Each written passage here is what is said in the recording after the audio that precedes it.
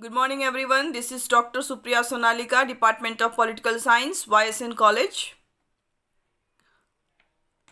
Dear students, आज का जो हमारा ये क्लास है वो पीजी फोर्थ सेमेस्टर के स्टूडेंट्स के लिए है। और अपने लास्ट क्लास में हमने सिलेबस को डिस्कस किया था और सिलेबस के अंतर्गत हमने पेपर 1 जो है फोर्थ सेमेस्टर का पेपर 1 और सीक्वेंस वाइज अगर देखें तो पेपर 13 का डिस्कशन किया था हमने अपने लास्ट क्लास में। आज के हम लोग क्लास में सिलेबस को आगे बढ़ाते हुए सिलेबस के अंतर्गत जो दूसरा पेपर हमें पढ़ना है फोर्थ सेमेस्टर में पॉलिटिकल साइंस के स्टूडेंट्स को, जो फोर्थ सेमेस्टर के स्टूडेंट्स हैं, और उसके फोर्थ सेमेस्टर में जो दूसरा पेपर हमें पढ़ना है जिसका कोड है CC पॉल साइंस 402, और सीक्वेंस में देखें तो ये पेपर 14 होगा जिसका नाम है इंटरनेशनल ऑर्गेनाइजेशन। हिंदी में जिसे हम अंतर्राष्ट्रीय संगठन कहेंगे। और इस पेपर के अंतर्गत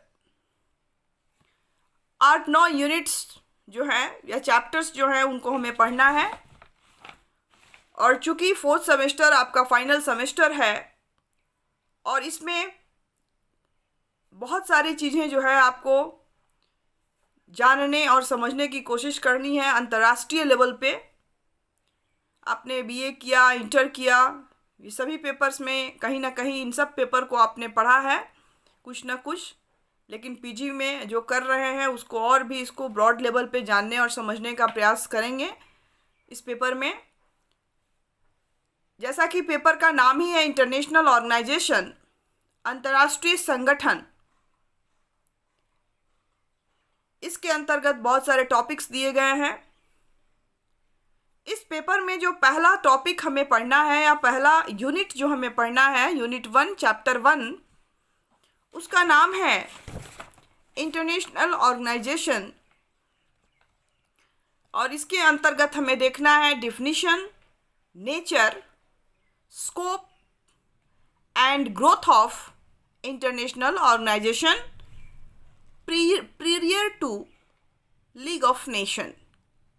ये पूरा आपका टॉपिक का नाम है इंग्लिश में।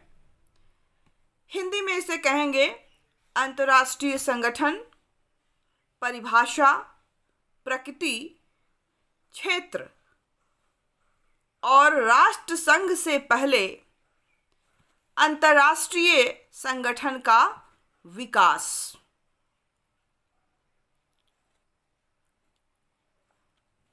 हम जानते हैं कि अंतर्राष्ट्रीय राजनीति के अंतर्गत जो अंतर्राष्ट्रीय स्तर पर जो पहला ऑर्गेनाइजेशन बना था वो लीग ऑफ नेशन था, जो फर्स्ट वर्ल्ड वार के बाद जिसका विघटन हो गया। और उसके बाद फिर सेकेंड वर्ल्ड वार के बाद जो ऑर्गेनाइजेशन बना वो है यूनाइटेड नेशन ऑर्गेनाइजेशन, संयुक्त राष्ट्र संघ।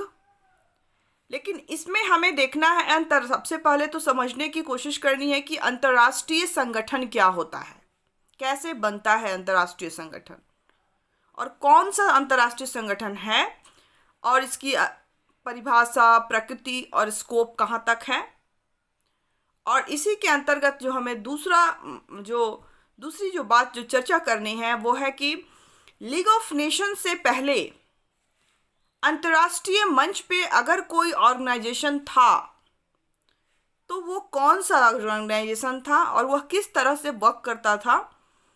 इसको हमको जानना है, समझना है इस इंटरनेशनल ऑर्गेनाइजेशन के फर्स्ट चैप्टर के अंतर्गत। दूसरा जो यूनिट होगा इस पेपर का, दूसरा चैप्टर जो होगा वो है failure of league of nation, Hindi में जिसे कहेंगे राष्ट्र संघ की विफलता।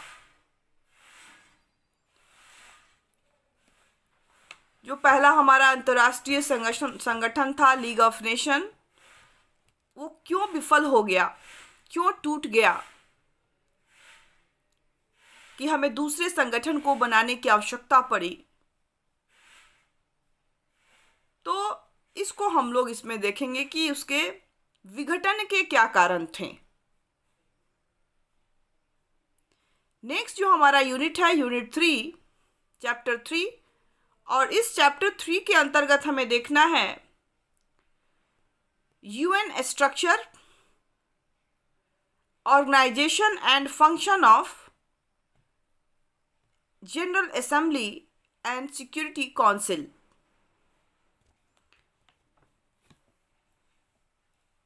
जो दूसरा हमारा अंतर्राष्ट्रीय संगठन बना उसका नाम था यूएनओ, यूनाइटेड नेशन ऑर्गेनाइजेशन, संयुक्त राष्ट्र संघ। और संयुक्त राष्ट्र संघ के अंतर्गत उसके जो 6-7 एजेंसीज हैं, और उसमें से 2 जो सबसे महत्वपूर्ण एजेंसी है, उसके अंग हैं, एजेंसी अंग हैं संयुक्त राष्ट्र संघ के, जिसमें जनरल असेंबली जो है, महासभा जिसको कहते हैं, और दूसरा है सिक्योरिटी काउंसिल, सुरक्षा परिषद जिसको हिंदी में कहते हैं। तो जनरल असेंबली और सुरक्षा परिषद के का संगठन और कार्य की चर्चा हमें स्पेशली इस टॉपिक के अंतर्गत पढ़ना है, करना है, देखना है कि वो कैसे बना है, उसके वर्क क्या हैं, वो कौन कौन से कार्य करते हैं। इसके बाद जो हमारा अगला यूनिट है वो हमारा यूनिट 4 है, और यूनिट 4 के अंतर्गत जो टॉपिक दिया गया है वो है Pacific settlement of international dispute in UN. अंतर्राष्ट्रीय राजनीति के अंतर्गत संयुक्त राष्ट्र संगठन में अंतर्राष्ट्रीय जो विवाद होते हैं उनका जो निपटारा किया गया, और उस निपटारे में जो पैसिफिक सेटलमेंट था, पैसिफिक समझौता था, वो क्या था। अंतर्राष्ट्रीय मंच पर जब कभी किसी दो या दो से अधिक राज्यों के बीच मतभेद उत्पन्न हो जाते हैं, युद्ध हो जाती हैं, या कोई समस्या हो जाती है, और उसको जब हम इंटरनेशनल फोरम पे ले जाते हैं, तो उसके लिए बहुत सारे समझौते के माध्यम से, संधियों के माध्यम से, मध्यस्थता के माध्यम से उन प्रॉब्लम को निपटारा, उसको सुलझाने की कोशिश की जाती है, क्योंकि वर्ल्ड में पीस जो है और लॉ एंड ऑर्डर जो है बना रहे, पीस बना रहे, ह्यूमैनिटी जो है बची रहे। तो उसमें जो पैसिफिक सेटलमेंट किया गया था, उस स्पेसिफिक सेटलमेंट के में क्या बातें कही गई थी, इम्पॉर्टेंट बातें क्या हैं, उसकी चर्चा हम लोग अपने इस चैप्टर के अंतर्गत, चैप्टर 4 के अंतर्गत हम लोग करेंगे। नेक्स्ट जो हमारा यूनिट है, यूनिट 5, चैप्टर 5, और इसमें हमें, इसका नाम है socio economic dimensions of the UN functions, और इसमें हमें देखना है इकोसॉक और यूनेस्को के बारे में। इकोसॉक आर्थिक सामाजिक परिषद एक इम्पॉर्टेंट अंग है संयुक्त राष्ट्र संघ का, और यूनेस्को उसकी स्पेशल एजेंसी है।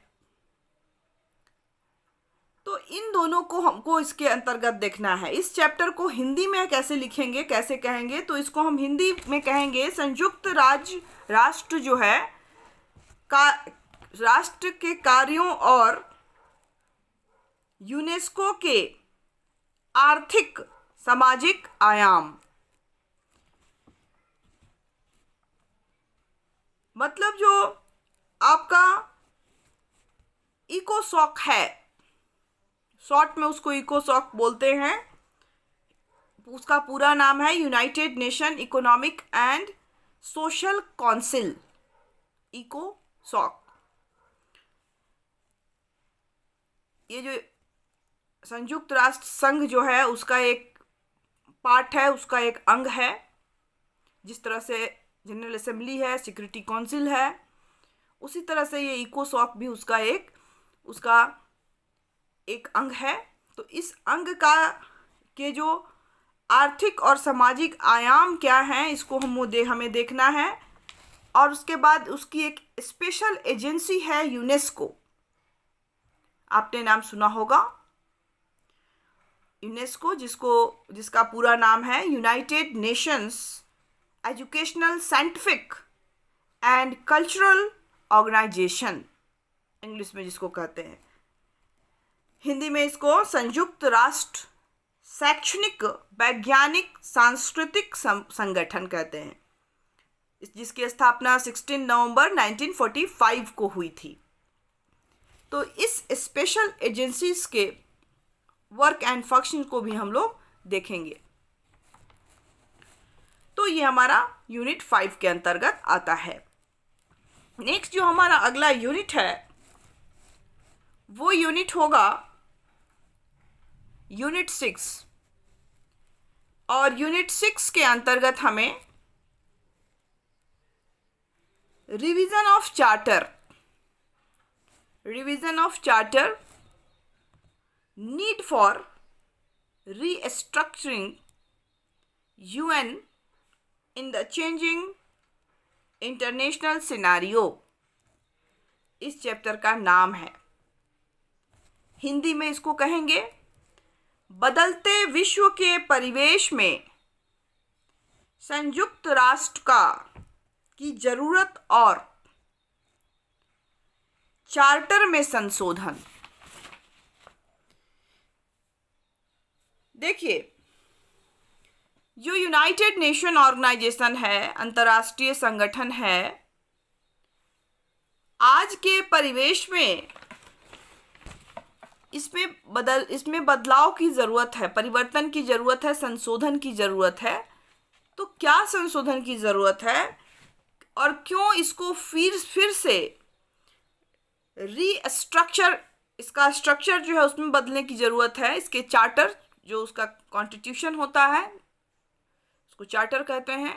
तो चार्टर में क्या संशोधन किया जाए, कौन सी चीज़ें उसमें ऐड की जाए, चूँकि वो बनी जब 1945 में, तब से बनी हुई है। अभी उसमें संशोधन की आवश्यकता महसूस करते हैं कई देश। तो वो क्या हो सकते हैं, उसको हम लोग जानने और समझने का प्रयास इस पेपर के अंतर्गत करेंगे। नेक्स्ट जो हमारा यूनिट होगा वो है European union. A brief introduction, इसका हमें देखना है। जो अंतर्राष्ट्रीय एक संगठन है, यूरोपियन जो भी देश हैं, पश्चिमी यूरोपीय देश जो हैं, उनका जो एक ऑर्गेनाइजेशन है, एक संगठन है, उसका इंट्रोडक्शन, परिचय हमें देखना है चैप्टर 7 के अंतर्गत।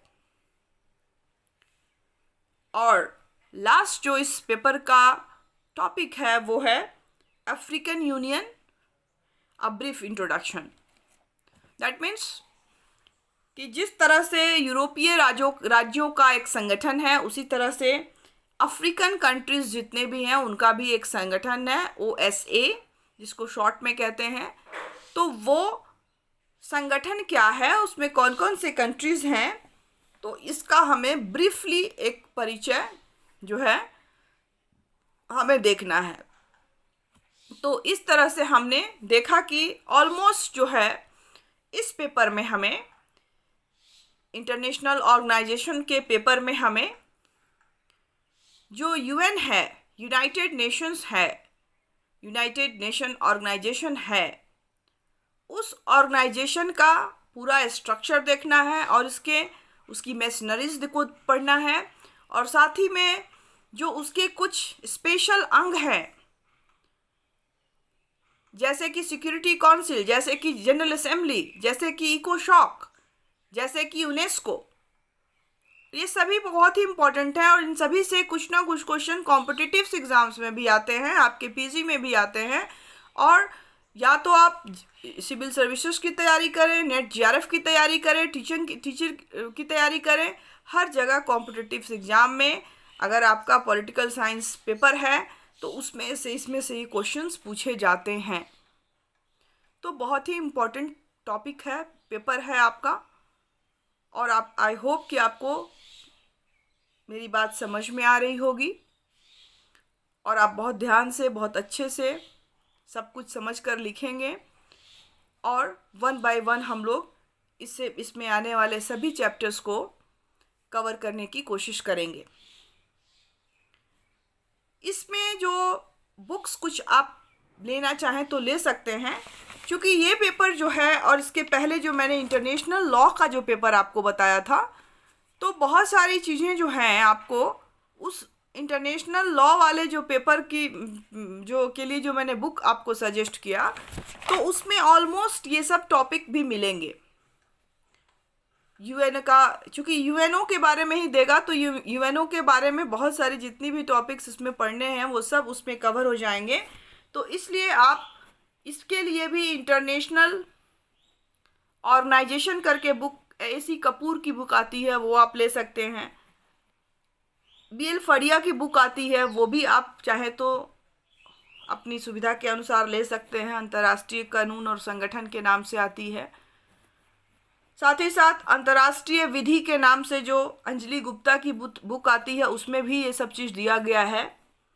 अंतर्राष्ट्रीय संगठन के रूप के में BK सिंह की एक बुक आती है, वो भी बहुत अच्छी बुक है, आप उसको ले सकते हैं अगर बाज़ार में अवेलेबल है, आपको मिलता है तो। उसके बाद जो SK कपूर की जो मानव अधिकार और अंतर्राष्ट्रीय विधि जो पुस्तक की नाम है, उस बुक में भी यूनाइटेड नेशंस के बारे में, इस ऑर्गेनाइजेशन के बारे में पूरी तरह से, बहुत अच्छी तरह से उसमें दिया गया है। आप उसको भी पढ़ सकते हैं, बहुत ही हेल्प होगा आपको उससे। और साथ ही साथ जो इंटरनेशनल जो सिंगल की भी बुक आती है, उसको भी पढ़ सकते हैं। OP गावा की बुक आती है इंटरनेशनल ऑर्गेनाइजेशन पे, वो भी बहुत अच्छी बुक है, आप ले सकते हैं। उसमें हो सकता है सारे टॉपिक्स वन बाय वन नहीं मिले, लेकिन कंटेंट उसका बहुत अच्छा है, आप वो सब पढ़ सकते हैं। तो देखिए, बेसिक चीज़ आपको, आप कोई भी बुक पढ़े, सब में एक ही, ऑलमोस्ट एक ही चीज़ है, बस लिखने का थोड़ा पैटर्न और तरीका जो है वो अलग है, एक्सप्रेस करने का तरीका अलग है। आपको कोई भी बुक आप उठाइए, मार्केट में इन सब को मांगिए, और उसमें से जो बुक आपको पढ़ने में आपको समझ में आती है, जिसकी भाषा, उसको आप ले सकते हैं। इंग्लिश हिंदी दोनों में ये बुक अवेलेबल है। बाकी मैं तो हूँ ही आपके कोर्स को कंप्लीट कराने के लिए। जितने भी टॉपिक्स हैं, चाहे वो पेपर 13 के हों, 14 के हों, 15 के हों, 16 के हों, किसी भी पेपर के हों, तो रेगुलरली मैं यूट्यूब के माध्यम से, ऑनलाइन क्लासेस के माध्यम से और कंटेंट जो PPT है उसके माध्यम से आप तक सारे टॉपिक्स को पहुंचाती रहूंगी, जिससे कि आपको कोई भी परेशानी ना हो। हाँ, बस आपको रेगुलरली इस चीज़ को, जैसे आप क्लास में डेली आते हैं, पढ़ते हैं, उसी तरह से आपको हैबिट बनाकर पढ़ना है। ये बहुत, जो COVID-19 जो पैंडेमिक जो सिचुएशन है, बहुत ही डिफ़िकल्ट सिचुएशन है, और हम लोग कितने दिनों तक अभी घर में रहेंगे ये कोई नहीं जानता है। तो इसलिए हमें आदत बनाकर घर में ही पढ़ने की कोशिश करनी है। ऐसा नहीं कि हम घर में हैं तो सिर्फ हाउस होल्ड वर्क करते रहें या सिर्फ टाइम पास करते रहें, क्योंकि जब भी ये पैंडेमिक कम होगा तो आपके कॉलेज खुलेंगे, आपके एग्ज़ाम्स होंगे, और चूँकि ऑलरेडी हम लोग पीछे चल रहे हैं, तो आपको जल्दी जल्दी सारी चीज़ें कवर करनी है, ताकि आप अपने को एग्ज़ाम के लिए तैयार रखें, जो हमारा 4th सेमेस्टर का एग्ज़ाम होगा। और उसके लिए ज़रूरी है कि आप जो है पढ़ाई करनी शुरू कर दें, और लगातार कंटिन्यूटी के साथ आप जो है वो रेगुलर पढ़ते रहें। मेरा ये कोशिश होगी, मेरी यह प्रयास होगी कि मैं प्रतिदिन आपके क्लास के टॉपिक वाइज जो है कुछ ना कुछ मटेरियल यूट्यूब के माध्यम से मैं आपको दूं, ताकि आप इंगेज रहें, पढ़ते रहें और धीरे धीरे अपने पूरे सिलेबस को कंप्लीट कर लें। आई होप आपको सब समझ में आ गया हो। अगर कोई भी डाउट या कन्फ्यूजन आपके मन में हो तो आप कमेंट सेक्शन में जाकर ज़रूर अपनी बात मुझ तक रखें, ताकि मुझे भी पता चले कि आप समझ पा रहे हैं कि नहीं। क्योंकि अभी मैं आपसे डायरेक्टली कम्युनिकेट नहीं कर सकती, इतने बच्चों से मैं फ़ोन करके बात नहीं कर सकती। मैं यूट्यूब के माध्यम से, आपके कमेंट के माध्यम से ही आपसे बात कर सकती हूँ। तो अगर कोई भी डाउट आपके मन में आए तो प्लीज़ आप कमेंट सेक्शन में जाएं और अपने विचार, आपको जो भी समझ में नहीं आई उसको बिना हिचक के आप उसको लिखें। मैं कोशिश करूँगी कि आपके सभी प्रश्नों का उत्तर मैं आपको दूँ, आपको सेटिस्फाइड करूँ। आज का जो हमारा क्लास है हम लोग आज यहीं समाप्त करते हैं। नए टॉपिक के साथ बहुत जल्द हम फिर मिलेंगे। तब तक के लिए घर में रहें, सुरक्षित रहें, पढ़ते रहें। Thank you all of you.